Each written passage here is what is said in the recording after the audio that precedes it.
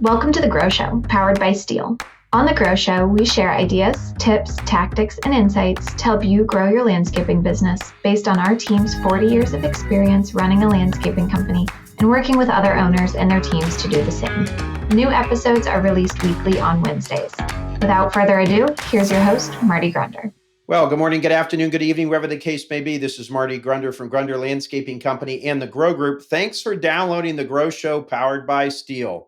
Today, we're going to talk to my longtime friend and client, Lee Buffington, founder and president of Thrive Outdoors, an Alabama-based landscape contractor, one of the most successful landscaping companies in the South, folks. But first, a reminder, you can get the latest edition of The Grow Show delivered to your phone, tablet, or computer by subscribing wherever you get your podcasts, or you can watch us on YouTube for an enhanced learning experience. The Grow Show is the greatest thing since the state of Alabama. Our guest, Lee Buffington, lives and his business is based in Alabama, and Lee is a big Alabama fan, and out of respect to him, I'm going to say Roll Tide. If you don't know this, I'm an Auburn fan, so War Eagle. So Lee and I always have some fun with that. But we both will agree that Alabama is a wonderful place to live and visit. If you like golf, it's one of the best states to golf in. Look up the Robert Trent Jones Golf Trail.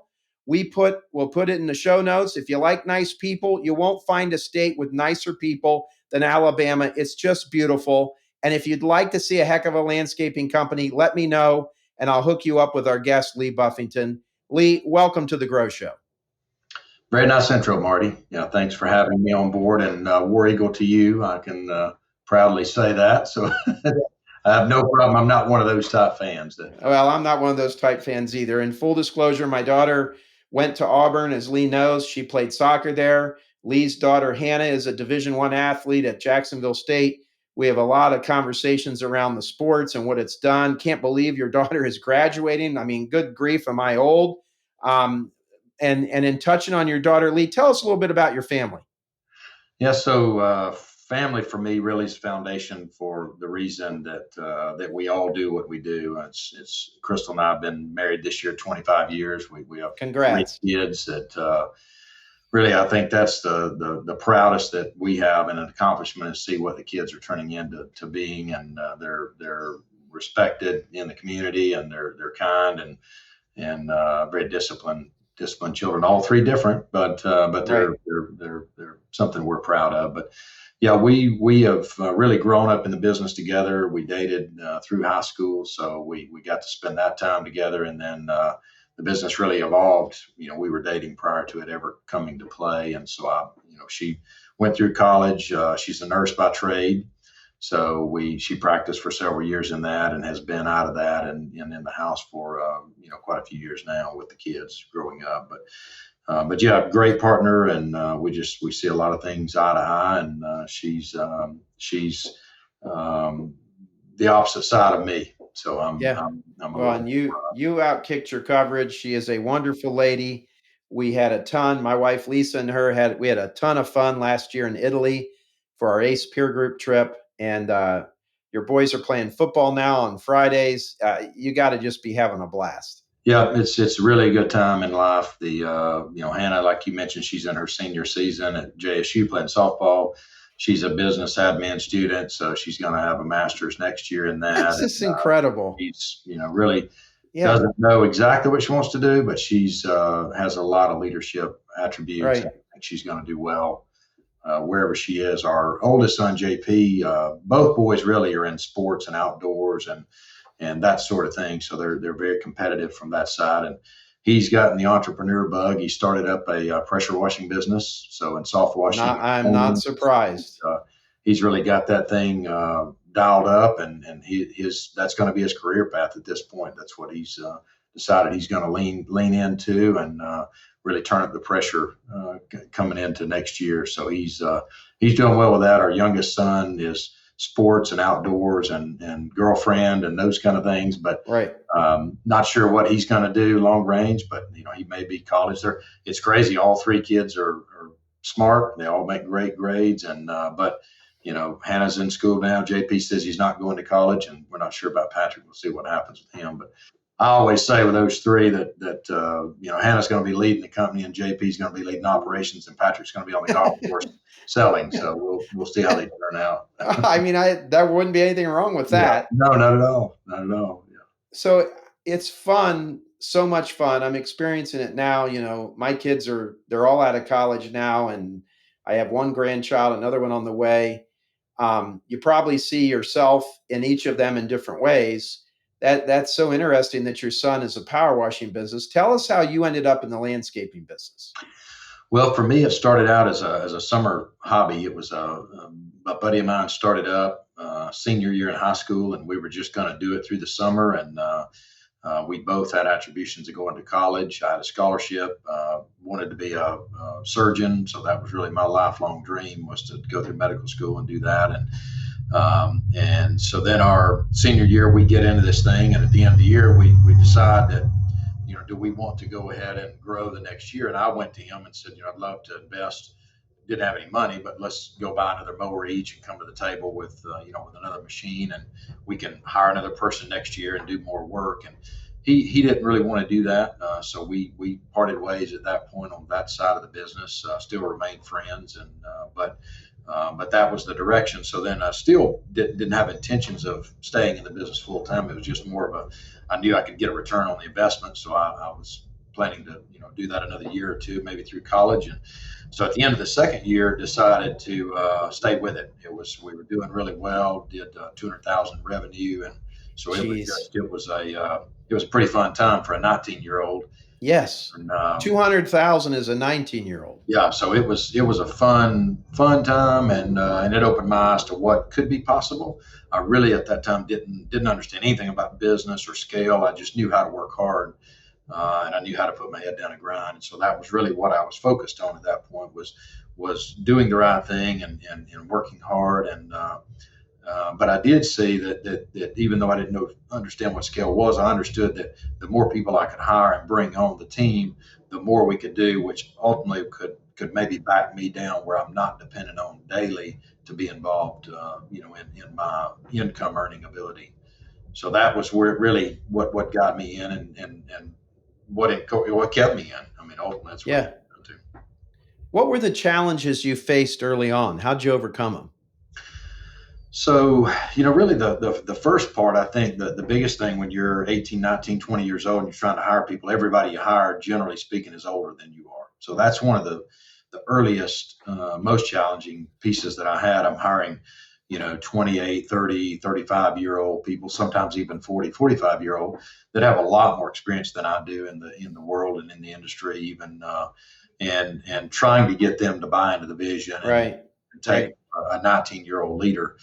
That's probably one of the toughest things. And that really probably changed at about 27, 28 years old. At that point, I had enough experience under my belt and knew enough about the business and the industry to really not be a problem to lead those older individuals. So that was one of the biggest challenges. Another one that I was always concerned about was just making it through the winter, because everybody says, if they don't know the landscape, they're like, what do you do in the wintertime? How do you survive? And, knowing what we know now, it's not really that big of a deal. The winter's pretty short, and there's a lot of preparation for the season, coming up. But at that time, I was really concerned about getting through the winter. So it was always, what do we do? In fact, funny story, my first year in business, we took on a mulching job for a guy, and we performed the job, and I don't recall how much it was, but I asked the guy, I said, would you mind paying me monthly, over for the job over the next year or so I'd have a little bit of money coming in through the winter. So it's really, I financed the job for free. Jeez. Of course, the customer loved it.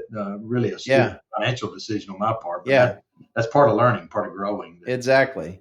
So how many years have you been in business then? 27, 28? This will be 29 years. 29. Okay, so let's fast forward 29 years from age 19 or 18. Tell us a little bit about Thrive Outdoors, because when I met you, it was Turf Tamers. Tell us a little bit about where you are now and what you're doing. You have 3 locations, and let's talk a little bit about the business today, because it's amazing what you've done. Yeah. So we rebranded 4 years ago, I guess now, and went from Turf Tamer, which we were known for that for many years, and we went to Thrive Outdoor. The main reason for the rebrand was really about our people. It was creating a thriving environment for our people to come into and set a career path for them moving forward. And so that was really that's who we are, that's who we've been, but we really didn't put that in an outward focus to our people.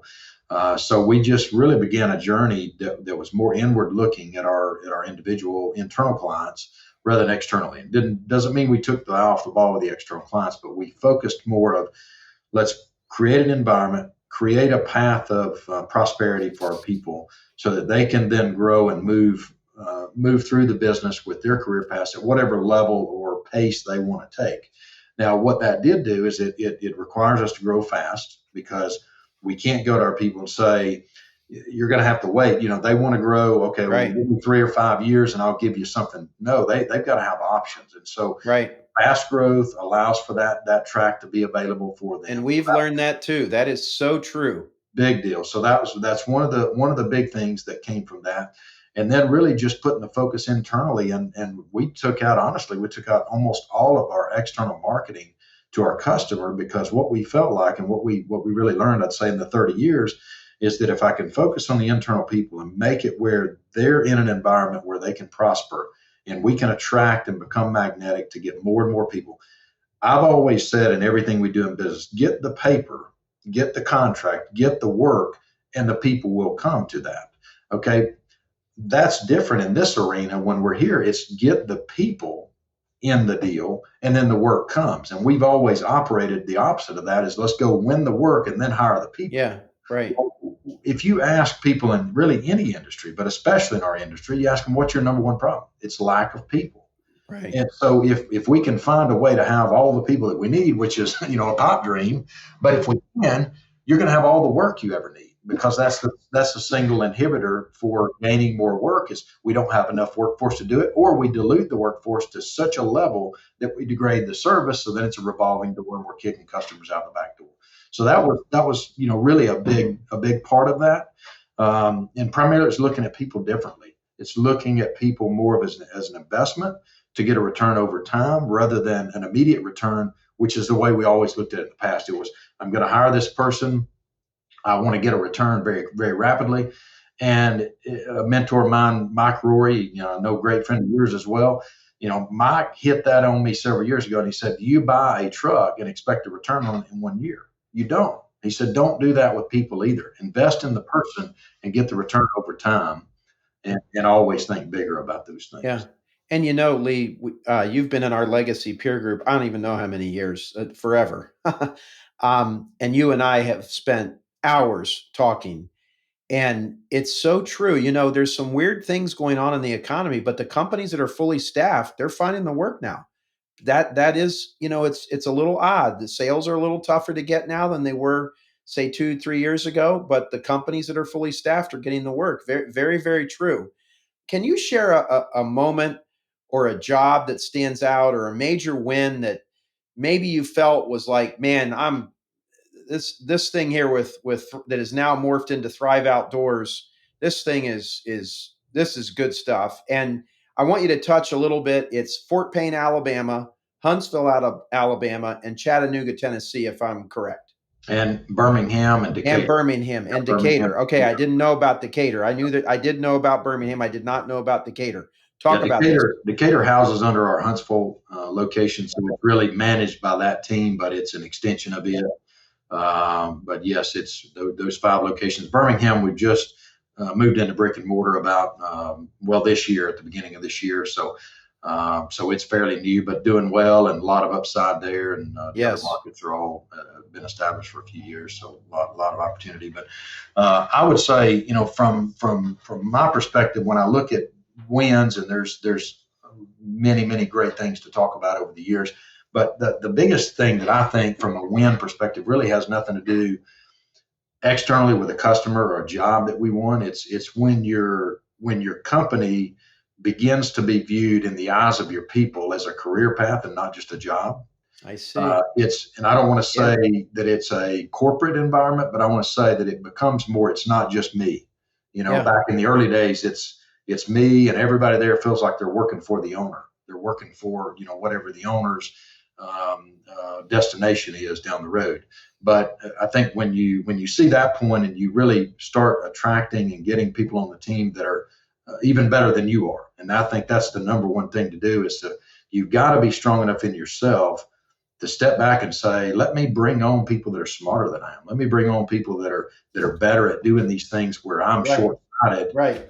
or even in the things that I'm good at it. Hey, if I can bring somebody on that's better than I am, two always make it better than one. So that was really a cool thing to see that, and to see an ownership mentality and their future being held in their hands, meaning they own the direction.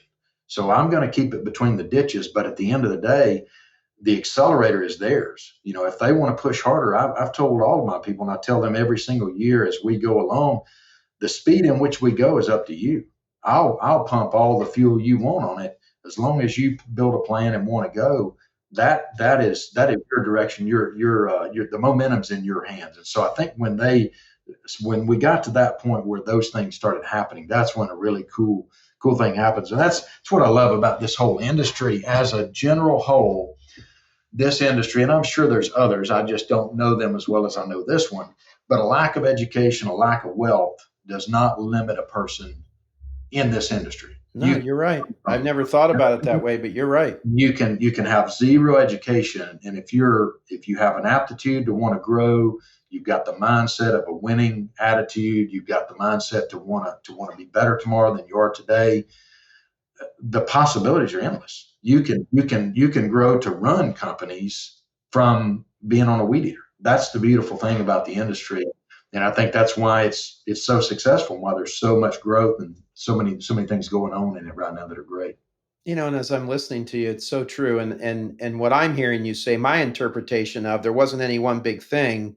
It was when everyone saw it as a career opportunity.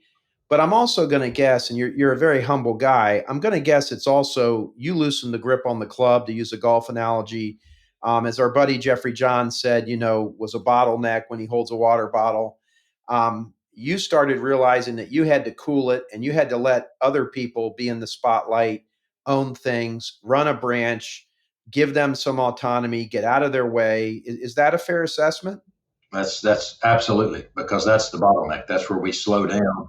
I was just looking at a couple of days ago, and I was thinking this was more of an internal thought, just thinking about how we've evolved. And 5 years ago, there was not a proposal that left our facility that I didn't look at and review. Oh my gosh! I mean, Wow. that's where we were, and that was the bottleneck. We couldn't push stuff out the door. Now, I mean, I probably reviewed 2 or 3% of what goes out. So it's a very small amount that I ever see. And I think that speaks volumes to our team and the trust that I've placed in them. And it's not that I'm just sending that information out and letting them run and not getting any kind of check back, but our margins are where they need to be. Do we bid jobs and flub them up occasionally? Sure, that's going to happen. That's part of the deal.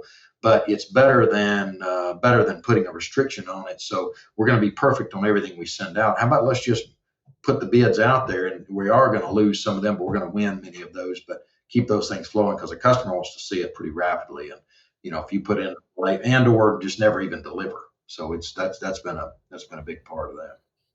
You have impressed me since the first time I met you. I remember sitting at one of the first grows that you came to, having a conversation after hours. You've been to Grunder Landscaping and sent people here to our field trips. I don't even know how many times. You're a great student. You pick up stuff here and there. You were one of the first users of Aspire. I know that's playing an integral role in your business. And for the folks listening to the Grow Show today, powered by Steel, whether you run Aspire or LMN, why don't you speak to the power of having a data aggregator like that? Because that has to be one of the reasons why you don't need to look at proposals, that there's a more accurate bidding system, right? That's no question about it. And Aspire was really something that we longed for. When we went on to Aspire, we had 8 different programs that we were using for gathering data, estimating. That's called a Frankenstein. Yes, and it was treacherous. I mean, it was and they all worked well. They just didn't sync. They didn't bring in data in real time to be able to manage it from that perspective. So that's the thing that Aspire and LMN and all those do. Now, I feel like Aspire is the best on the market. I think they really are the best out there. I think they've got the right mindset. They blend together well, software building and boots on the ground getting the work done. And I think that's where a lot of software companies miss. They're great at building software, but they're not good at the other side. So I think Aspire really syncs that up very nicely, and they had that out of the foundation, right out of the gate. But that's been a huge part that we can create consistency, across the board, and efficiency within turning the bids out. We've actually, set up a pretty cool team now. The way we operate these things is, we're bringing in people. So we've got a support center that houses all of our estimating. And then all of our people from all the markets are sending everything back to that hub and spoke model. So everything's coming back. We get really efficient with turning those things out. The people in the field that are delivering, finding the leads and delivering the proposals, they're not doing the proposals. They're not building the estimates. They're not doing. See, and I didn't even realize you were doing that now. I mean, that's so rolling, man. We're like blazing fast. Yeah, with really good, efficient people. That's all they do. I call it sitting in a dark room working on a computer. And they never see the light of day type thing, but they're busting these things out, and we're consistent from market to market. So if we deliver one in Chattanooga or Birmingham, it looks the same, feels the same, it's put together the same. So we got a consistent approach across the board. So when we go against our competition, we generally know if they're pretty consistent, we know where they're going to be. We go against some competition and they're all over the board, and we can't really tell. So it's kind of a crapshoot. But we try to be dialed in and be consistent on those things, and that's been a game changer for us. And just the way we manage that. And it's a little bit different philosophy on all of our business. We really do it all that way, where we try to manage things let's get to be experts in your lane, and let's stay in your lane, and let's hire more people to manage each lane. Yeah. So how do you manage? I'm listening to all this, 5 different markets, all about within 2 hours of each other. I would say, if I'm not geographically challenged.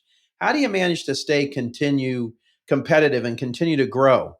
Not just in those markets, but also in an industry that's changing. Yeah. It's so I think, and I've mentioned this about people, the whole time. We're always looking for great people to add to the team. So we look for great people, honestly, even over competent people. I mean, we feel like we can teach competence, we can teach industry knowledge. We just look for someone with a pure heart that's got a desire to learn and grow and be better and look out for their fellow patron. And when we get those opportunities, we try to, even if we don't have a place, we try to find them a place, whether it be immediate or be over time. We may court them for a period of time, but we're trying to look to get those people on our team. And usually what we found is there's very few times we've ever brought them on our team that we haven't been able to grow into them very quickly. Well, and just to interrupt you real quick, that goes back to the lesson you talked about with Mike Rory. Like, somebody walks into your life, they're wildly talented. That's the chicken and the egg thing. And what you realize when you start growing, that you got to have the equipment in place to go get the growth. Now, yes, you can go sell a bunch of contracts and staff up, but if you're looking to open up a branch, you probably got to, I mean, we just closed on our first branch today, Lee, in Cincinnati. Congratulations. Super excited. And I've learned a lot from our peer groups, from people like Mike Rory, tons of other folks. We got the branch manager in place. We know what crews are going down there.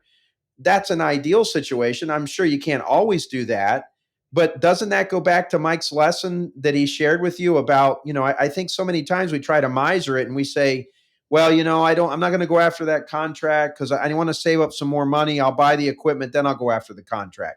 Well, that's not how you grow. That doesn't work. It doesn't work. Yeah, it doesn't. No. It's you think it works when you're newer in business, I forget how old you are, Lee. I know I'm at least 8 or 9 years older than you. When you get to our age with what we're doing with our businesses, that does not work that way. Yeah. It's painful any direction you go. So move fast. Get through the thing. Keep your finger on the pulse. But that's exactly right. And when you get to, when you have someone that walks through your door that's an A player, you got to find whatever you can do to get them on the team. They've got to be on the bus with you, and then grow into it. And get out of their way. Yeah, right. You hire great people, give them the tools that they need to work, give them the support that they need, and get out of the way and let them run.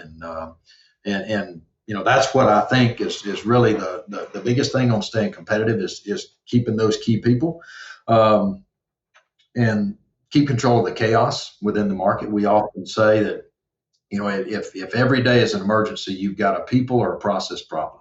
If every day is an emergency, you got a people or a process problem. I love that. That's Something great. going on that you've got to change one of those things. Either the process is wrong or the people are wrong, or maybe it's a combination Yeah, of that's a both. great lesson. But you can't come in and have an emergency every day. What we want, and my goal, and what we tell our people, the end game is we want to control the chaos, and we want calmness. We want calmness in the midst of a storm.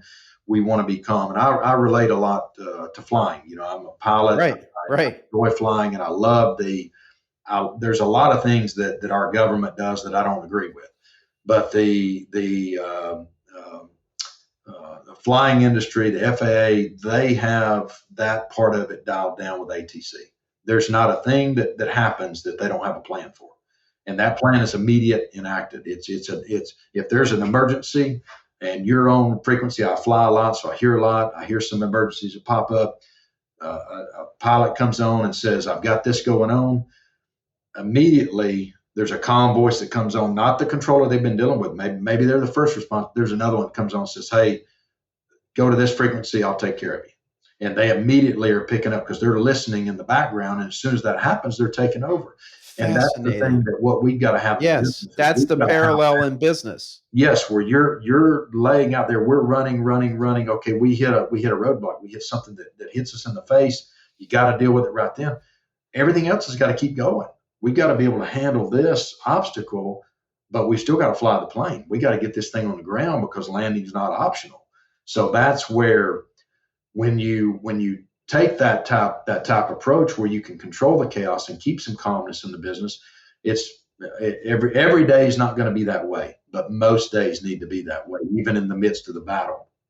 Everyone should hit pause. They should rewind the Grow Show here about 2 minutes and listen to that again, because that's gold right there. And that is how you get on the other side of it. Dr. John Maxwell, who we were fortunate enough to have come to one of our peer group meetings several years ago, which was an amazing experience. He likes to say, Lee, things are never as bad as we think they are, nor are they as good. They're somewhere in between. And that's kind of what you're talking about there. And as a pilot, you got to stay calm. You've got to stay calm. Yeah, that's right. That's exactly right. And part of that being competitive and continue to grow, I think we always, in the South, we have crazy slogans, but we say, pigs get fat and hogs get slaughtered. Yes, I say that. You've heard me say that 100%. Right. With consistent service and a genuine heart. When you lead into it, lead with a good heart and good things line up. If you go in and you're trying to manipulate, you're trying to take advantage of people, you're trying to displace others to make yourself be better. It may be a short-term win, but it's not going to be long-term success. Well, and that leads me into another question I wanted to ask you. I know relationships have been at the root of your business growing, and I don't think there's a landscaper growing a business that wouldn't say relationships are important. Why don't you speak to the role that relationships have played to you in your business success? Yeah, relationships are really at the foundation. And I look at relationships really as making deposits. So I look at life really as this way. It's you're making deposits along the way, whether it be friends, whether it be business acquaintances, customers, and those deposits are not necessarily that I'm doing more than expected, but I'm doing what's expected. Yeah. I'm delivering on what's expected of me in this particular environment, and that's making deposits along the way. Because at some point you're going to have to pull from that. At some point you're going to let that individual, whether it be a spouse, a kid, a partner that's in business, a customer, you're going to let them down at some point. There's going to be a failure where you didn't honor a deal, you didn't go through it the way you needed to, and at that point you got to pull back from that. You got to be able to have some deposits made. Whereas, we often tell our people here when we're talking about tough decisions with internally, if we've got a person that's been with us for 10 years and they go through a hardship, we're going to do everything in our possible power to lead them through that, to support them through that. If we have someone that walks through the door and they've been here for 2 days and they have something that pops up, we can't lead them in the same manner in which we led the others. No.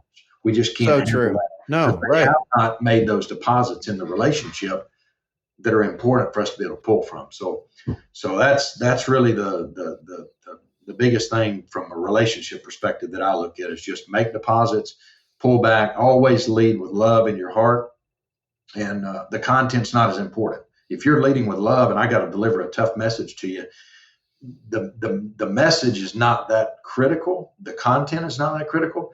If I'm leading with the right heart, that I'm giving you everything I have, I'm giving you Yeah. every opportunity Right. to succeed. Right. And that's both internally and externally.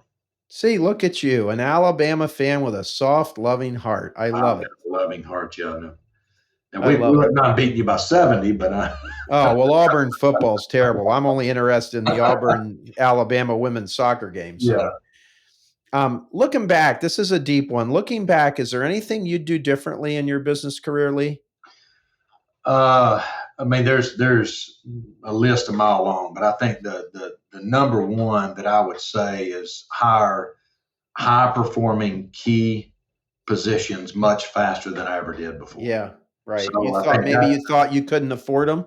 that's it. Well, Yeah. what I think you do as an entrepreneur is you hire what you think you can afford, Yeah. not what you need to go where you want to go. That I is think that's the so challenge. well said. So well said. You know, we have a person that we both admire, Clay Mattil, took the Imes Corporation from 10 million in sales to a billion, sold it to Procter and Gamble. He was a tremendous mentor and friend to me. Passed away in August of 2003. I think about him often. And he used to tell me when I first started spending time with him in the late 90s, Lee, he would tell me you got to spend to get good help. And I was telling Clay's son, Mike, the other day, who's a very good friend of mine, I was telling him that, your dad used to say that to me. And I used to nod my head in agreement, but then I would go home and tell my wife that, I know what he's saying, but I can't do that. Like, I don't have any money to do that. That isn't going to work. And now I look back at age 56, that statement that he said that I thought was not one that I could relate to and made sense. And it does make sense. And you may at a point in your company have people making more than you, but that's part of the vision. That's where you're going, and that's what it takes. Does that relate to you as well? Absolutely. Yeah, no question about it. And that's where you've got to step aside and say, what do you want to have? Do you want to have something that you're leading and in control and in command of completely with a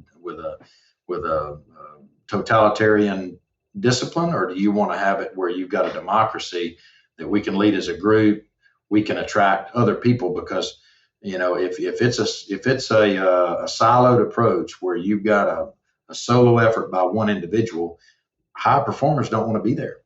Yeah. They're not going to be there. Right. No. You're going to become repellent to them rather than magnetic. Right. And that's not Lee's not saying that because he read that in a book. Lee's saying that because you've experienced that. Both you and I were dictators at a point in our career. That's Emphasis on the dick, to be honest That's with right. you. Exactly. Yeah. And you learn that, hey, nobody wants to be around me. I'm not making money. Like, I got to make a change here. This got to go differently. Yeah. You've been in our ACE group for years. What has ACEs meant to you? Well, so it's such a tremendous brotherhood, and we've got sisters in there too. So that's not meaning anything from a sexist perspective, but the non-combative environment that you can go into, and you can learn from so many people and so many different experiences that they have. And you often say, you've said this for years, we don't want advice, we want experience. We don't tell us what we should do that you've never done. Tell us what you've done that leads us down a path that's going to lead us to a better place. And I think that's where the ACE group, the peer group, comes in, and it offers that experience share that you can gain from people that obviously, when I'm in that, I'm looking for people that are that are where I want to be. So I can learn from both ends. I can learn from people that are below in revenue where we are, and sometimes you lose touch of those things, and so it's great to get that back. But then you also look at people that are running companies that are much larger and that are more refined and that have systems in place. And I think it's like, about anything you do, reading a book or whatever you got, there's about 20% of the material that you're going to pull out and extract that you can use. You got to peel through the 80% that's there. Yeah, that's it's not right. as important to you. So you've That's got to right. pick and choose. And when we go into the peer group, and we've been through several revisions of that over the years, and we've had several different groups put together with different companies. And I think it's great every time we get a change. I think it's good. But you find the element within each company that they do really well. Yeah. I'm going after that. I'm cherry picking it. I want to get right. You do the best. I'm getting it. And Right. I'm not going to get the stuff that you're not that good at because this guy's better. Right. So I'll go Right. steal that from him and Right. then, come back and try to work to implement those things. But Well, the age group to me is, it's one of the best, if not the best, investment we've ever made in terms of being in business growth, Right. showing us what's possible out there. Because I think when you sit in your office and you sit honed into your business, you don't realize what's out there. You don't realize And why would you? Why would you? Yeah. I mean, you have to, I'm sure you know this, how much I've learned from our peer groups. I mean, my goodness, it's insane. I was adding it up several months ago. I've been to over 220 landscaping companies in the last 30 years. And the things I've learned, the people I've met, the things I've seen that were working that we weren't doing, even just the motivation to see someone that was 20 years younger than me and their company's bigger than mine. And I come back home and I'm like, what am I doing? I'm overthinking this. That young person just goes for it, like what you were talking about, and I need to go for it. And that's what we've done. It's fun. All right, just one more question. We'll wrap it up. What's your number one piece of advice you would give to any landscaper listening to the Grow Show? So my number one is mentors. It's okay. That's going to change. It's not going to be necessarily just one. It's several. I mean, I keep several in my wheelhouse all the time, and it's go ask for knowledge. Go ask them for help. I've never had one that's turned me down any time ever. So I've asked a lot of people for advice, and I do it frequently. I do it every day. And that's the one thing I would say that's a huge piece is find a mentor, ask for that information, and don't be afraid. Don't be afraid of what they may say. Worst thing they can do is tell you no. Right. Oh, well, Mike Rory has looked at me over a bowl of soup and said, "You're an idiot. What are you doing?" Yeah. And it didn't bother me. I understand. He said it from a perspective of love and help, and I know he means a lot to you. That's the beauty of Mike. That's what I love about Mike so much. When you leave Mike, you walk in with a complicated, complex problem, and 3 minutes later, it's like, well, shit, that didn't look like that was very complex. I'm almost ashamed I brought that up. Oh, like, you idiot! Why are you bringing this to me? Oh, so much fun! A profound way to get that stuff across, and the way he looks at business. It's just he's a wealth of knowledge. It's so true, so true. Wonderful man. So, well, Lee, you are the only guy I know that has landed a plane twice without the landing gear. That video of you landing that plane with no landing gear on the live shot on the news was just unbelievable. You are a wonderful father. You are a wonderful husband. But you've been a great friend and supporter to me, and I'm grateful to know you, and I'm really glad to share my favorite person in Alabama with the rest of the Grow Show listeners. So thanks for coming on today. Glad to be here, Marty. Always a pleasure, and love you, brother. Love you too. And we're going to see you at Grow in Columbus. Yes. All right. Yes, sir. That's going to do it for this week's edition of the Grow Show powered by Steel, folks. If you haven't done so already, subscribe to the Grow Show, and if you can, give it a rating or share a comment. That helps more success-minded landscape professionals find us. And if you really want to help your buddy Marty, take this episode of Lee Buffington and share it with a friend. Text it to him right now or to a landscape pro you know. That'll really help us, and you'll help them too. Thanks for joining us again this week on The Grow Show. We'll see you next week. Thank you for listening to this episode of The Grow Show. Be sure to subscribe so you never miss an episode. And head to growgroupinc.com for more information and resources to grow your landscaping business. A special thanks to the folks at Steel, whose support makes this podcast possible and whose reliable handheld power equipment makes our jobs easier daily. We'll talk to you next week.